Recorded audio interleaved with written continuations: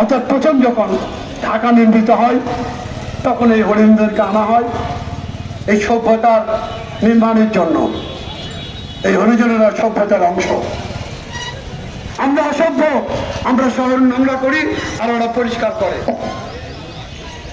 400 বছর পরে ওখানকার মেয়র সাহেবের শখ হয়েছে যেখানে হরিজন পল্লী রাখা যাবে না।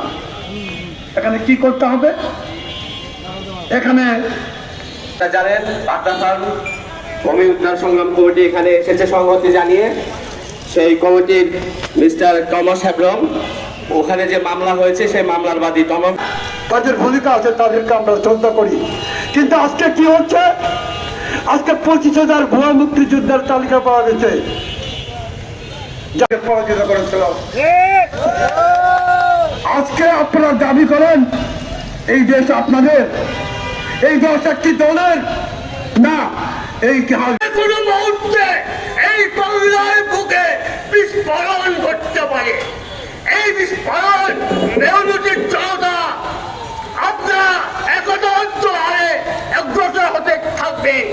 আরেকটি কথা মনে রাখবেন, পৃথিবীতে যে কোনো প্রয়োজনে মৃত্যু নতুনের আবির্ভাব তাই চলমান সমাজ ব্যবস্থা ভেঙে পড়েছে।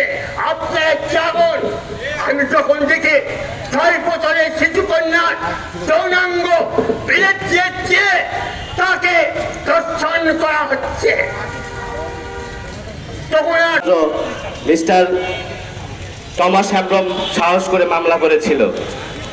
আপনাকে অনুরোধ করছি মিস্টার টমাস হ্যাব্রমকে বক্তব্য রাখতে। করেছে 20 বছর বয়সে, তা কি সম্ভব?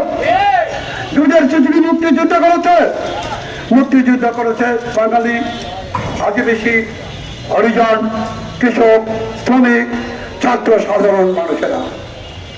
আজকে আপনারা দেশের মালিক বনে গেছেন, আজকে দেশের বাপদাদার সম্পত্তি মনে করছেন। আমরা বলে দেই, মনে করিয়ে দেই 1855-56 সালে যেমন সিধু কানুর নেতৃত্বে বিদ্রোহ হয়েছিল, এদেশের মাটিতে আরো একটি বিদ্রোহ অপেক্ষা করছে।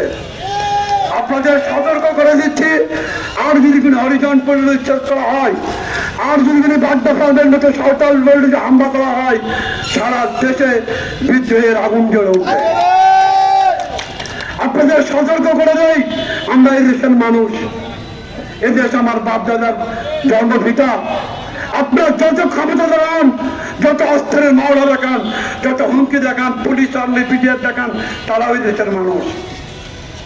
আপনাদের মোকাবেলা হবে কোন সাহসে 400 বছরের হরিজন পল্লীতে আপনি বুলডোজার নিয়ে গিয়ে ঘুমন্ত মানুষের উপর, শিশু নারীদের উপর আপনি বুলডোজার চালিয়ে দেন? এই আপনার বাড়ি কি পাকিস্তান? আপনি কি ব্রিটিশ থেকে আসছেন? আপনার বাড়ি কি লাহোর?